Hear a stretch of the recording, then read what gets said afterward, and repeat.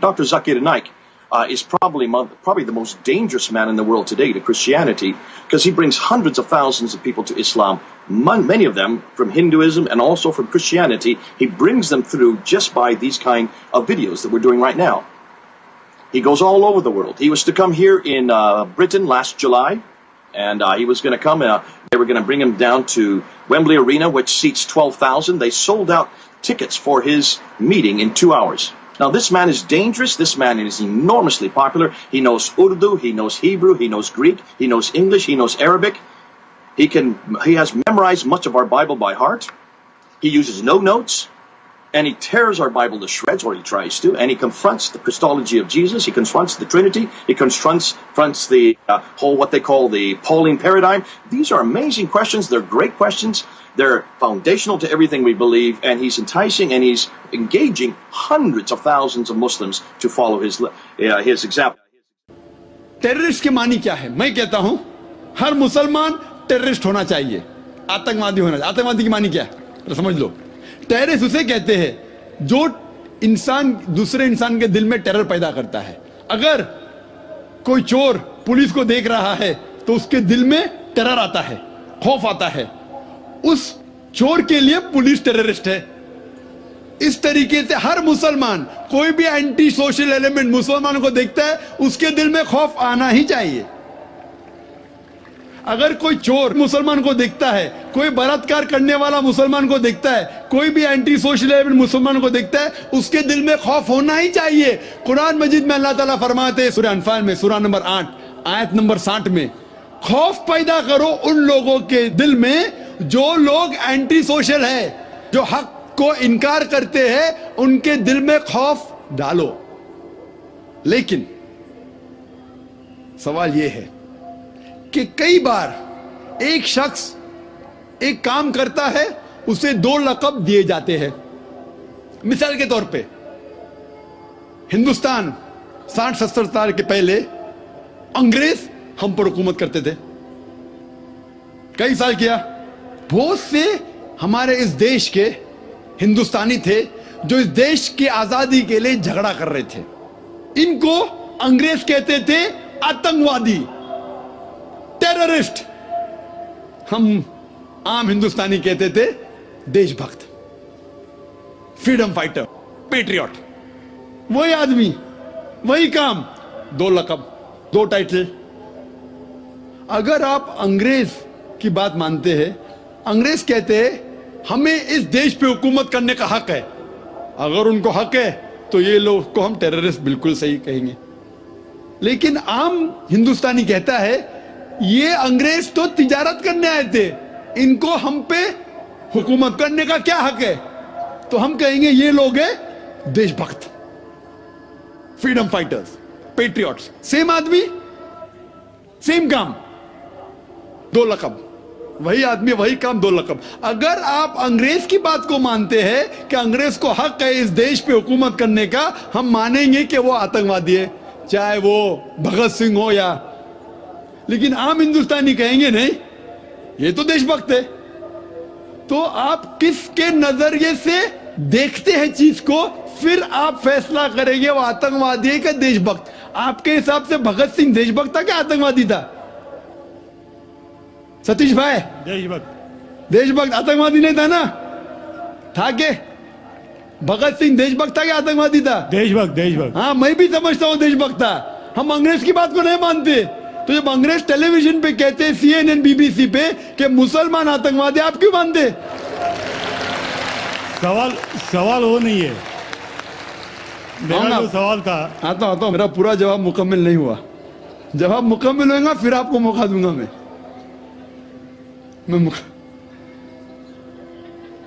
Nelson Mandela, old south African government जो थी, सफेद हुकूमत, वो नेल्सन मंडेला को टेररिस्ट नंबर 1 कहती थी। उसे अरेस्ट करके रॉबिन आइलैंड में 25 साल के लिए कैद कर दी। Terrorist number 1। जब नई हुकूमत आती है उसे छोड़ देती है, उसे प्रेसिडेंट बनाती है, टेररिस्ट बन जाता है प्रेसिडेंट। चंद साल बाद उसे नोबेल प्राइज फॉर पीस मिलता है। वही आदमी, वही काम। ऐसा नहीं कि पहले वो गलत काम किया, फिर अच्छा काम किया, फिर उसको अवार्ड मिला। वही काम के लिए जो पहली गवर्नमेंट ने कही थी सफेद गवर्नमेंट ने क्या वो टेररिस्ट है, आतंकवादी है, नोबेल प्राइज कमेटी ने उसे नोबेल प्राइज दिया और फॉर पीस, अमन के लिए। हैरत की बात है, जो आदमी आतंकवादी है उसको मिलता है नोबेल प्राइज फॉर पीस। जो आदमी का पावर है, जो आदमी वो कहता है, लोग उसकी बात को मान लेते हैं इग्नोरेंस के अंदर, अनजानी में।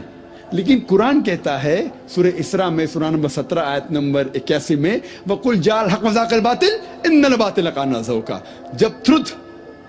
जब हक बातिल से टकराती है, बातिल का सर्वनाश हो जाता है। ब्रिटिशर्स अमेरिकन के ऊपर हुकूमत करते थे। अमेरिकन रेवोल्यूशन हुआ 18 सदी में। ब्रिटिशर्स कहते थे, मैं लंदन गया था 2 महीने पहले, वापिस से जाऊंगा 2 हफ्ते बाद। वो बॉम्ब ब्लास्ट हुआ था ना, बॉम्ब ब्लास्ट हुआ था पता है 7 जुलाई को। तो लोग आए थे, खराब है, मैं भी बोला ठीक है खराब है। तो वहाँ टोनी ब्लेयर आने वाले थे, वक्त नहीं मिला तो अपने चीफ ऑफ पुलिस को भेजे, बाद में मेयर आए थे। तो मैंने उनसे पूछा, आपकी देश, इस देश ब्रिटिश गवर्नमेंट जब हुकूमत कर रही थी अमेरिकन गवर्नमेंट पे 18 सदी में, वो जॉर्ज वॉशिंगटन और बेंजामिन फ्रैंकलिन को टेररिस्ट नंबर 1 कहते थे, टेररिस्ट। उसके बाद जॉर्ज वॉशिंगटन बन जाता है प्रेसिडेंट ऑफ यूएसए, टेररिस्ट बन जाता है प्रेसिडेंट ऑफ यूएसए। वो गॉडफादर है, गुरु है किसका? जॉर्ज बुश का भी, ठीक है ना, जॉर्ज बुश का गुरु है। वो जो आतंकवादी आप कहते थे, उसके शागिर्द के दोस्त भी आप है। क्या बात है, आपका नजरिया क्यों बदल रहा है? आप कहते थे टेररिस्ट चंद सदी पहले, अभी आप उनके दोस्त थे। तो हमें यह तहकीक करना चाहिए कि क्यों उसको वो लक़ब मिला। अगर जो 11 सितंबर को हुआ था न्यूयॉर्क के अंदर, आप जो कह रहे ना मुसलमान मुसलमान, उसके ऊपर जवाब तो अभी आ रहा है। ये तो खाली वो स्टार्टर्स बोलते ना, स्टार्टर्स, सूप पीते पहले तो जरा बराबर खाना खत्म होता है। मेन मील तो अभी है। मुझे एक शख्स ने पूछा था जब मैं ऑस्ट्रेलिया गया था, और इंग्लैंड के अंदर भी, doctor Zakir Naik, do you consider bin Laden to be a terrorist? क्या आप बिन लादेन को टेररिस्ट मानते हैं? तो मैंने कहा, भाई मैं बिन लादेन को जानता नहीं हूं, मैं यही नहीं कह सकता हूं वो टेररिस्ट है क्या नहीं, अच्छा है क्या बुरा, मैं नहीं जानता हूं। कुरान में लिखा है सूरह हुजुरात में, सूरह नंबर 49 आयत नंबर 6 में, कि जब भी कोई बात कोई कहता है पहला तहकीक करो फिर दूसरे तक पहुंचाओ। अगर मैं CNN और BBC की बात मानूं तो मुझे कहने पड़ेगा कि बिन लादेन टेररिस्ट है, लेकिन मैं क्यों मानूं बात उनकी? क्योंकि मैं आदमी हूं जो घूमता हूं मीडिया में, जानता हूं माशाअल्लाह। तो मैं कहता हूं ना बिन लादेन मेरा दोस्त है ना मेरा दुश्मन है, मैं नहीं जानता हूं। लेकिन अब ये मुझे पूछना चाहते हैं टेररिस्ट नंबर 1 कौन है? तो ये तो जानता हूं मैं, CNN जो अमेरिकन चैनल है, जॉर्ज बुश उसका प्रेसिडेंट है, गर्व से कहता है कि हमने हजारों अफगानिस्तान लोग को बम गिराए, कत्ल किए, इराक में हजारों का कत्ल किया। ठीक है, मान भी लो बहस के तौर पे बिन लादेन ने किया, मान लो, मैं नहीं कहता हूं, मान लो बिन लादेन ने किया कि 11 सितंबर को ट्विन टावर को अटैक किया और 3000 या 5000 लोग मरे। लेकिन अगर 3 या 4000 लोग मरे, 5000 लोग मरे, उसका यह मतलब नहीं होता है कि आप उससे डबल लोग को अफगानिस्तान में मारे एक आदमी की वजह से। कर सकते? अरे बिन लादेन को पकड़ के मारो ना, अगर मानना है तो। अगर उसने किया, सबूत है तो सबूत पूछते अफगानिस्तान गवर्नमेंट ने, मर दे कि सबूत क्या है, वो सबूत देता टोनी ब्लेयर को।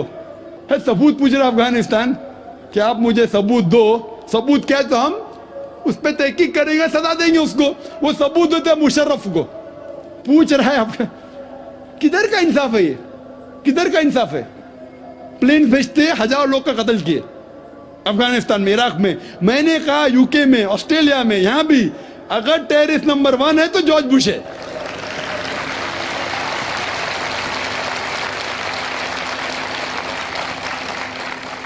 ट्विन टावर को किसने गिराया?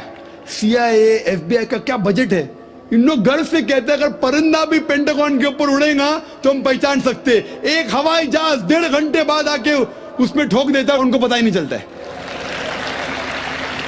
बहुत से अमेरिकन लोग, मुस्लिम लोग छोड़ो, क्या कहते, अमेरिकन लोग, क्रिश्चियन लोग कहते क्या ये इनसाइड जॉब था, अंदर की बात थी, ये अंदर की बात। जिस तरीके से ट्विन टावर गिरा वो प्लेन के जरिए गिर ही नहीं सकता है। कितने लोग कहते हैं कि ये जॉर्ज बुश ने किया अपने वोट बैंक के लिए। कल मैं कह रहा था ना पॉलिटिशियंस के बारे में, कल की तकरीर सुनी ना आपने, हकीकत लगी क्या ने क्या होगा? 5,000 लोग को मारो, वोट तो मुझे मिलेगा। $1 ट्रिलियन नुकसान, क्या फर्क पड़ता है? अगर नहीं गिराऊंगा ट्विन टावर को तो मैं थोड़ी इलेक्शन में आऊंगा। क्या करो? 1,000 लोग का कत्ल करो, नुकसान करो करोड़ रुपए का, मैं तो आ गया वापस सीट पे। ये मैं नहीं कह रहा हूं, ये मैं नहीं कह रहा हूं, ये अमेरिकन लोग कह रहे। तो गलत है, मैं नहीं कह रहा हूं कि जॉर्ज बुश ने गिराया। मैं जानता ना, मैंने तहकीक थोड़ी की। मैं कह रहा हूं कि बाकी लोग क्या कह रहे। अमेरिकन लोग कहते, कुछ लोग, कि बिन लादेन ने क्या कुछ ने कहा, जॉर्ज बुश। लेकिन ये तो मैं जानता हूं कि मैं टीवी पे जो देखा हूं वो खुद के चैनल के ऊपर कि जॉर्ज बुश गर्व से कह रहा 1,000 लोग को मैंने मारा हूं, इसीलिए मैं जॉर्ज बुश को टेररिस्ट नंबर 1 कहता हूं। कल मैंने कहा कि बाबरी मस्जिद में जो हुआ हिंदुस्तान में, गुजरात में क्या हुआ, वोट बैंक के लिए हिंदू मुस्लिम में झगड़ा करो। बाबरी मस्जिद को कौन जानता था पहले? आप जानते थे? सुने थे बाबरी मस्जिद के बारे में? ये दंगे फसाद के पहले 1985 के पहले सुने थे? नहीं सुना था। मैं भी नहीं सुना था। ये वोट बैंक के लिए झगड़ा फसाद, 1,000 लोग मारे गए। गुजरात में जो हुआ क्या सही हुआ? अगर पुलिस चाहती तो, हमारे हिंदुस्तान पुलिस में माशाल्लाह इतना पावर है कि अगर चाहती तो दंगा फसाद हो ही नहीं सकता। बंबई में जो हुआ 1992 में, इफ द पुलिस वांटेड, किसकी जरूरत के बाहर रास्ते पे है? लेकिन वो पॉलिटिशियन की इजाजत है, यहां मत जाओ वहां मत जाओ, यहां हंगामा करो, यहां कर्फ्यू लगाओ वहां मत कर्फ्यू लगाओ, यहां मुझे वोट मिलेगा वहां नहीं मिलेगा। आप समझे ना? तो ज्यादातर चाहे इंग्लैंड में हो या अमेरिका में हो या हिंदुस्तान में हो, कोई भी पॉलिटिशियन हो, तो ये पॉलिटिशियन की हरकतों की वजह से, जैसा मैं कल कहा, तो लेबल लग गया अभी मुस्लिम लोग पे टेररिस्ट। अगर आप जानते गुजरात में कितने लोग के मां का अपने आंख के सामने बलात्कार हुआ, बलात्कार करने वाला पड़ोसी है, उसके ऊपर कोई एक्शन नहीं लिया जा रहा है, तो वो कानून अपने हाथ में लेता है, गलत करता है, हम भी लेता है, क्या करे? सब समझ रहे? तो हमें यह जानना चाहिए इस आतंकवाद की जड़ क्या है। तो हमें जड़ पे जाना चाहिए और जड़ को खत्म करना चाहिए। अगर हम एक हो जाएंगे, अपनी किताब एक खुदा में माने, सिर्फ खुदा से डरे, जो खुदा की बात मानता उसको वोट दे, ना कि दंगे फसाद करे। आप समझ रहे? तो इंशाअल्लाह अमन होगा। और आप देखेंगे इसके बावजूद, इतना होने के बावजूद, अमेरिका में एक न्यूज है कि 9 महीने बाद 11 सितंबर के बाद 34,000 अमेरिकन ने इस्लाम कबूल किया। क्यों? जितना मीडिया इस्लाम के खिलाफ बात कर रही है, उतना ही इस्लाम फैल रहा है। मैं जब तकरीर करने जाता था 11 सितंबर के पहले अमेरिका में, मजमा होता था माशाअल्लाह हजारों लोग का, ये अमेरिकन बहुत कम आते थे। अभी जाता हूं तो बड़ी तादाद है। ये जानना चाहते क्या इस्लाम में? आप भी आ जाए, शायद 11 सितंबर के पहले नहीं आते थे, बराबर कि नहीं? आप जानना चाहते क्या मजहब है ये आतंकवादी मजहब, मैं भी तो देखूं। आके मुतासिर हो गए क्या नहीं? अल्हम्दुलिल्लाह। डंके की चोट पे कहता हूं, मैं क्यों डरूं किससे? क्योंकि अल्लाह ताला फरमाते हैं सूरह अल इमरान में, सूरह नंबर 3 आयत नंबर 54 में, मकरुम मकरल्लाह वल्लाहु खैरुल माकिरीन। उनने प्लान किया, प्लानिंग की, अल्लाह ने भी प्लानिंग की। सबसे बेहतरीन प्लानर अल्लाह है। ये वेस्टर्नर्स प्लानिंग कर रहे कि इस्लाम को दबाने को, इस्लाम और बढ़ रहा है और फैल रहा है। जितने दबाने की कोशिश कर रहे हैं, फैल रहा है। मीडिया कहती है कि इस्लाम में खवातीन के हुकूक नहीं है। 2/3 ऑफ द पीपल एक्सेप्टिंग इस्लाम, 66% के ऊपर जो लोग इस्लाम कबूल कर रहे हैं अमेरिका और यूरोप में, वो वुमेन है, औरतें। अगर औरतें को हुकूक हक नहीं मिलते इस्लाम में, तो ये अमेरिकन औरतें इस्लाम क्यों कबूल कर रहे, यूरोपियन औरतें क्यों कबूल कर रहे? क्योंकि इनको इस्लाम में जितने खराबी दुनिया में है उसका हल मिल रहा है। योन रेडली थी एक ब्रिटिश रिपोर्टर जो अफगानिस्तान में गई थी रिपोर्ट करने के लिए तालिबान के वक्त। जिस तरीके से सलूक किया तालिबान ने उनके साथ, मैं तालिबान का दोस्त नहीं हूं भाई, तो आप बोलेंगे तालिबान का एजेंट आ गया। मैं ना बिन लादेन को जानता हूं ना कोई तालिबान को जानता हूं, हक की बात कहता हूं, डरता नहीं हूं। अगर ब्रिटिशर्स ने कहा कि भगत सिंह टेररिस्ट है, मैं उनके खिलाफ हूं, डरता नहीं हूं।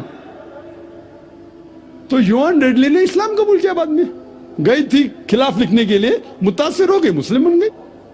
तो इसीलिए हमें हक की तहकीक करना चाहिए और हमें जो लोग हक के खिलाफ है उनके साथ जंग करना चाहिए, तभी इस दुनिया में अमन होगा। माइक नंबर 5 से सवाल करें।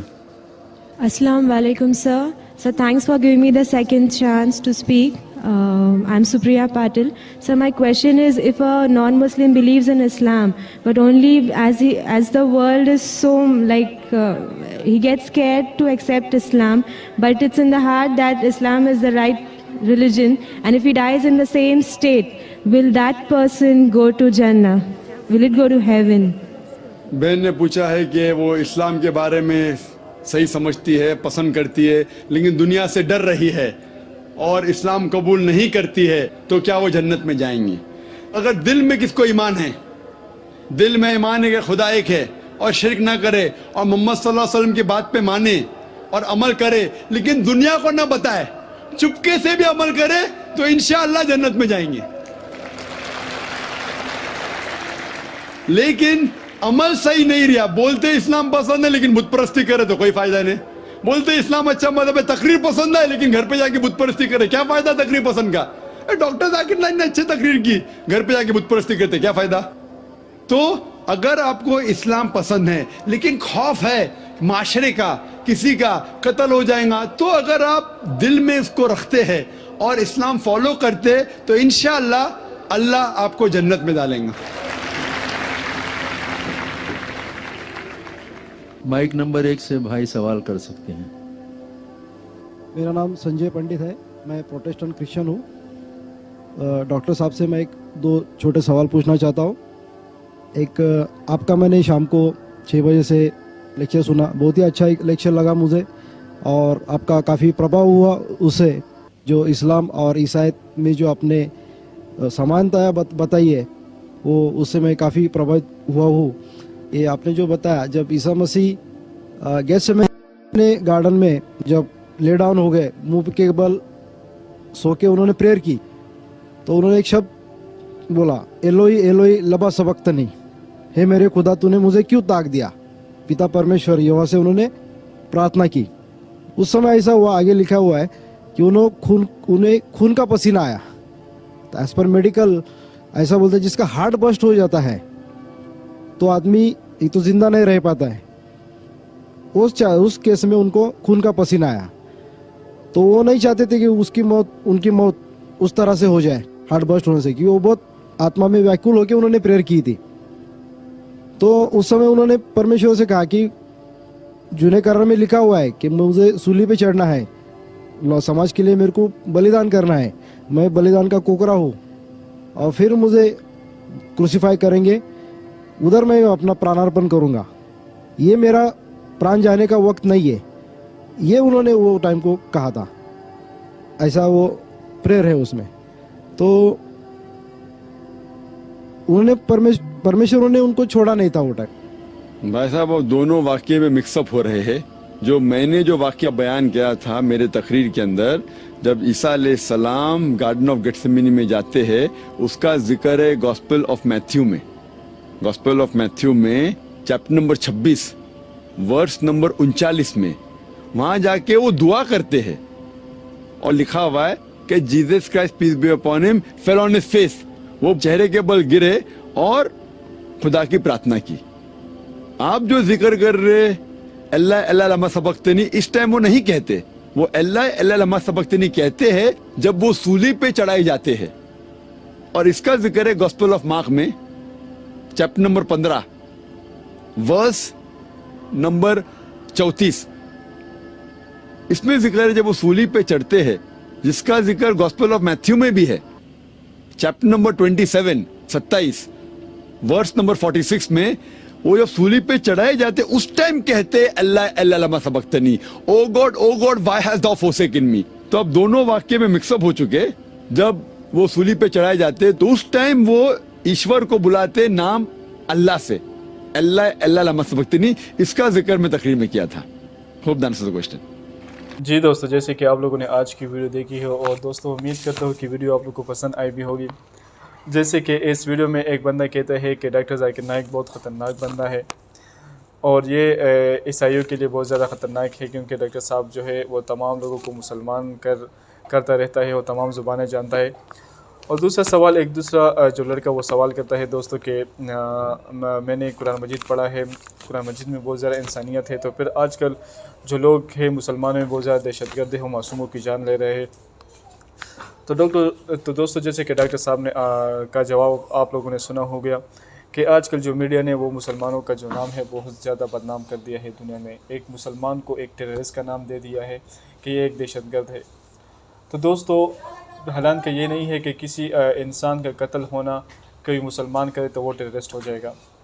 तो अगर हम सोचें कि इस्लाम एक कुरान मजीद हमें क्या कहता है, तब कहीं जाके हम इस पर अमल कर सकते हैं कि असल में हमारे पास दहशतगर्द क्या चीज़ होता है। तो डॉक्टर साहब ने बहुत तफसील से माशाल्लाह जवाब दिए है कि टेररिस्ट क्या होता है और आजकल मीडिया हमारे पास दुनिया में क्या पैगाम पहुंचा रही है।